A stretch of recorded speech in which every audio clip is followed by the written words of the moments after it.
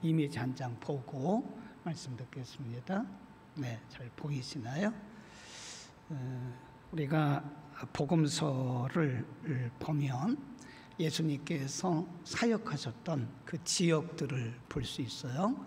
그래서 저 위에서부터 쭉 내려오는데 맨 위에가 갈릴리 바다죠. 우리는 바다라고 알고 있는데 호수입니다. 사실은 굉장히 큰 호수. 그 물이 쭉 타고 내려와요. 네, 그게 요단강입니다. 그리고 맨 아래 이렇게 있는 것이 이제 사해죠. 그래서 이제 우리가 성경을 볼 때는 이거를 이렇게 세 구분해요. 저 위에 갈릴리 호수가 있는 그 지역을 갈릴리 지경 그럽니다. 이 지경이라는 말은 영어로 리전이라고 그러는데 어떤 구분이 없이 이렇게 확대해서 하는 것을 리전 그래요.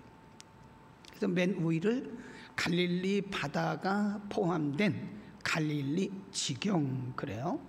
그리고 쭉 내려오면 요단강 그 옆에 보면 사마리아가 있고 그 옆에 베레아가 있어요. 그래서 그 사마리아를 포함한 베레아 지경 그럽니다. 그 밑으로 쭉 내려오면 사해가 있고 사해 옆에 예루살렘 이스라엘의 수도가 있어요. 그래서 이스라엘을 포함한 유대 지경 주데아 리전 그러는 거예요. 뭐 복습해 볼까요? 제가 제 위에부터 하겠습니다. 갈릴리 바다를 포함한 갈릴리 지경, 그 다음에 사마리아를 포함한 베레아 지경, 그 다음에 예루살렘을 포함한 유대 지경 그러는 거. 이 정도는 우리가 이제 상식적으로 알아야 되죠. 근데 정확한 거는 아니지만 우리가 복음서 마태, 마가, 누가, 요한복음을 보면 예수님께서 이 지역을 왔다 갔다 하면서 복음을 전하시거든요. 그런데 뭐 정확하게 시간적으로는 우리가 구분을 할 수 없는데 이렇게 제가 성경을 읽으면서 보니까 3분의 2가 예수님께서 사역하신 지역이 위에 갈릴리 지경입니다.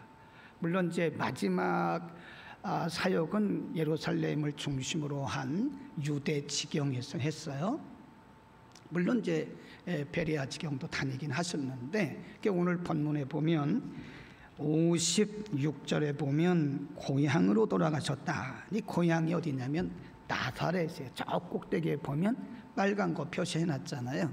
예수님이 여기서 자라셨거든요. 그래서 나사렛을 예수님의 고향이라 그럽니다. 근데 우리가 복음서를 보면 예수님께서 고향을 자주 가셨어요. 네. 여기서 자라셨기 때문에 예수님의 고향. 그래서 우리가 예수님을 말할 때 나사렛 예수 그러잖아요. 그 성경에 보면 뭐 가룟 유다, 이 가룟이란 말이 성이 아닙니다. 네.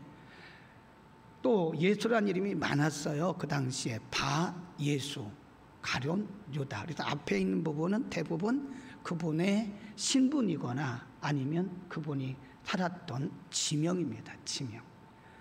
그래 나사렛을 자주 가셨는데 오늘 본문에 보면 예수님이 자기의 고향 나사렛까지도 복음을 전했는데 대부분의 사람들이 예수님을 이렇게 거부해요. 거기 한번 보세요. 뭐라 그랬냐면 배척 57절에 보면 예수를 배척했다 그랬습니다.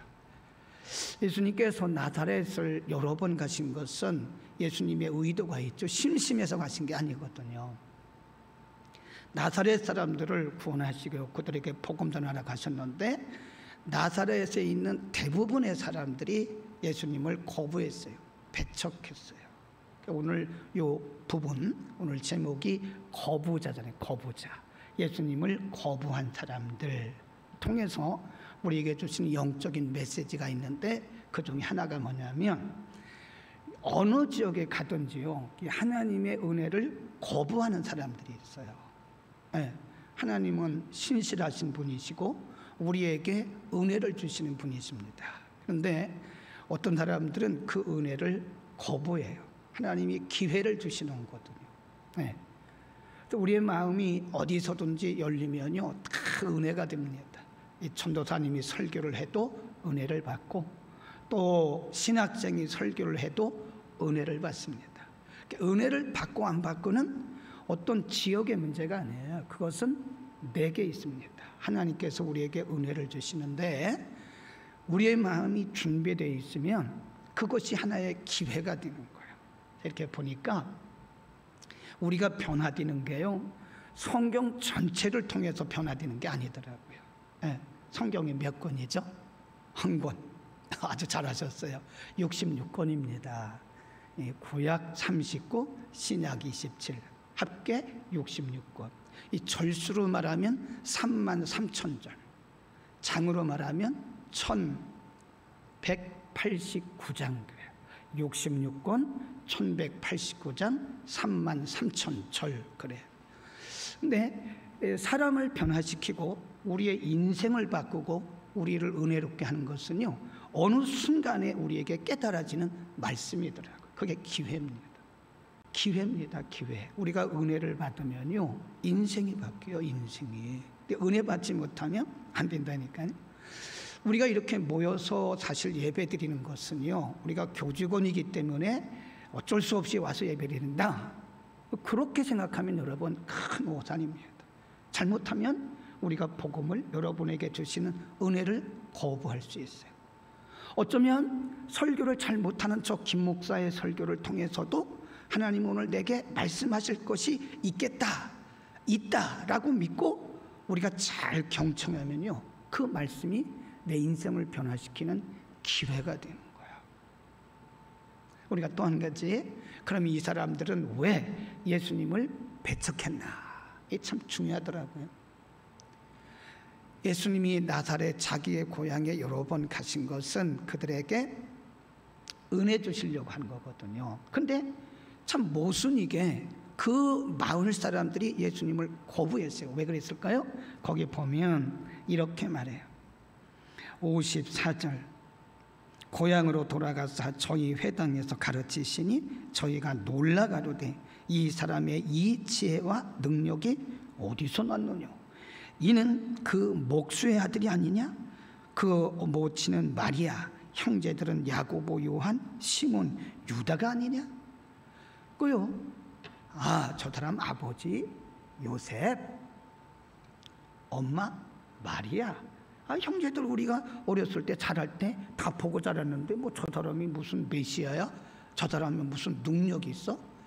그러니까 예수님을 메시아로 바라본 것이 아니라 인간적인 안목으로 바라본 거예요. 인간적인 안목으로. 우리가 신약 성경에 보면 소개되는 교회들이 참 많습니다. 고린도 교회, 에베소 교회, 그렇죠? 우리가 보면 에베소서 그러면요, 에베소 교회 성도들에게 보낸 편지, 그런 뜻이에요. 빌립보서 그러면 빌립보 교회 성도들에게 보낸 편지. 그래서 우리가 그 영어 타이틀을 보면 이피시안스에 되어 있어요. 필리피안스. 그 교회 성도들에게 보낸 서신이거든요. 근데 성경에 소개되고 있는 교회 중에 가장 문제가 있는 교회가 고린도 교회예요. 이 고린도 교회는 방언도 하고 예언도 하고 귀신도 쫓고 능력도 행했어요. 그러니까 어떤 성령의 능력이 나타난다고 해서 다 성숙한 건 아니에요. 그런데 데살로니가 교회를 보면요, 데살로니가전서 2장에 보면 데살로니가 교회는 작은 교회예요. 그런데 데살로니가 교회가 제가 생각할 때는 신약 성경에 나오는 교회 중에 가장 젠틀한 교회입니다. 가장 멋있는 교회예요. 그 왜 그럴까? 물론 베리아 교회도 있죠. 그런데 어디에서 그 교회의 멋있다고 그 멋있는 점을 발견할 수 있느냐? 건물이 커서 그러냐? 건물 중요한 거 아닙니다. 2명 모여도 교회예요. 3명이 모여도 교회입니다. 건물이 교회를 말하는 건 아닙니다. 절대로 아닙니다. 교회 시스템이 좋아서 그 교회가 훌륭하냐? 그럴 수도 있지만 그렇지 않을 수도 있어요. 담임 목사님이 훌륭해서 그 교회가 훌륭하냐? 저는 절대 그렇지 않다고 생각합니다. 성도들의 수준이에요. 수준. 어떤 수준이냐? 말씀을 대하는 자세. 말씀을 대하는 자세가 그 교회를 평가하는 기준이다. 성도들의 수준이에요. 데살로니가전서 2장에 보면 사도 바울이 복음을 전할 때요, 데살로니가 교회 성도들은 사람의 말로 아니하고 하나님의 말씀으로 들음이니 진실로 그러하다 그랬다니까요. 그러니까 데살로니가 교회 성도들은 바울이 복음을 전하자 그러면 바울의 말로 안 들어요. 누구의 말로 들어요? 하나님의. 그러니까 데살로니가 교회가 얼마나 멋있는 교회고 얼마나 성숙한 교회인지 모릅니다. 성도들의 영성은 말씀을 대하는 자세에서 나타나는 거예요. 그 다음에 마지막으로 참 안타까운 게 거부했어요. 근데 오늘 본문에는 없는데 마가복음 6장 5절에 보면 여기서는 예수님께서 사람들이 다 배척을 하니까 능력을 행하지 않으셨다고만 끝났는데 마가복음 6장 5절에 보면 소수의 병인들에게 그랬어요. 소수 몇 명의 병자들을 고치고 능력을 행하셨다 그랬어요. 그러니까 이 나사렛 사람들이 다 거부한 게 아니에요. 나사렛 사람들이 다 배척한 게 아니에요. 그 중에도 은혜 받는 사람들이 있었어요. 그 중에도.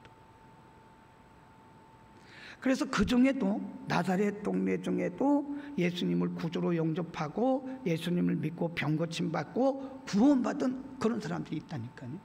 그러니까 우리는 이것을 교회 성장하기 위해서는 뭐라 그러냐, 여기를 이제 제로 포인트라 그래요. 이렇게 마이너스 포인트를 저항 세력이라 그래요. 이렇게 플러스 포인트를 수용 세력이라 그럽니다. 제가 보니까요, 같은 교회 안에서도 목사님들이 오해하면 안 돼요. 여기 1000명이 있다. 1000명 다 은혜 못 받아요. 거기도 수용 세력이 있고 저항 세력이 있어요. 100명 마찬가지. 거기도 수용하는 세력이 있고 저항 세력이 있습니다. 그래서 저는 그 사람들을 뭐라 그러냐, 크리스찬이틱 난 크리스찬, 크리스찬이틱 난 크리스찬, 기독교적 비기독교인.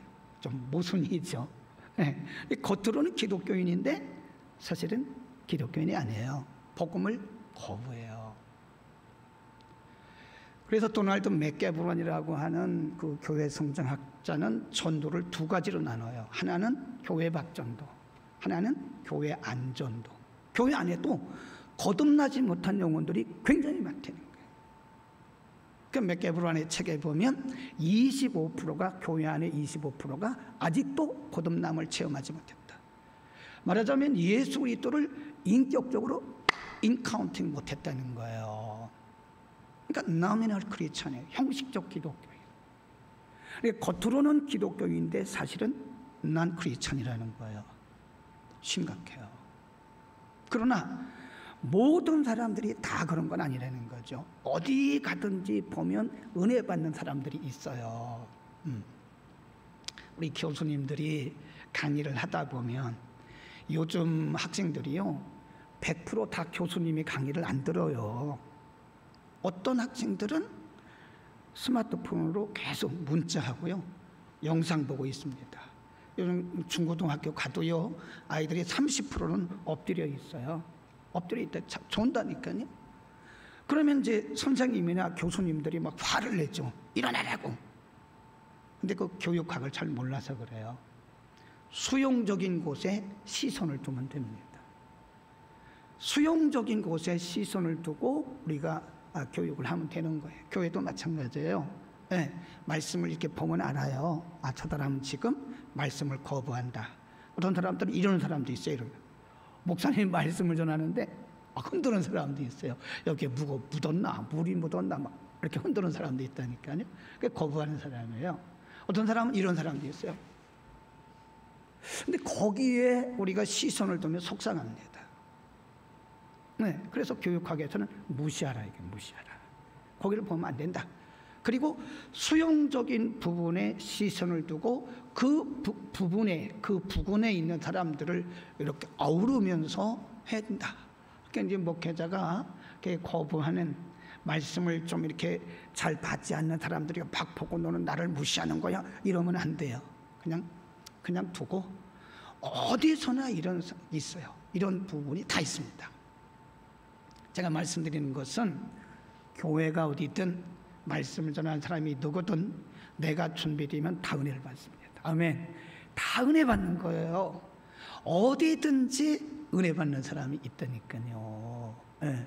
제가 오늘까지 5번 설교를 했는데 처음에는 교수님들이 잘 안 듣더라고요. 다리 꼬고 앉아가지고. 근데 요즘엔 다리 꼬는 사람 한 사람도 없어요. 제가 몇 번 얘기했더니. 네. 그리고 처음에는 막 고개를 숙이는데 지금 보니까 고개 숙인 사람이 딱 한 사람도 없어요. 네. 다 쳐다보고 있어요. 어떤 분은 가다가 막 인사를 해요. 교수님 오늘 은혜 받았습니다. 목사님을 은혜 받았습니다. 야, 우리 교직원 중에도 은혜 받는 사람이 있네?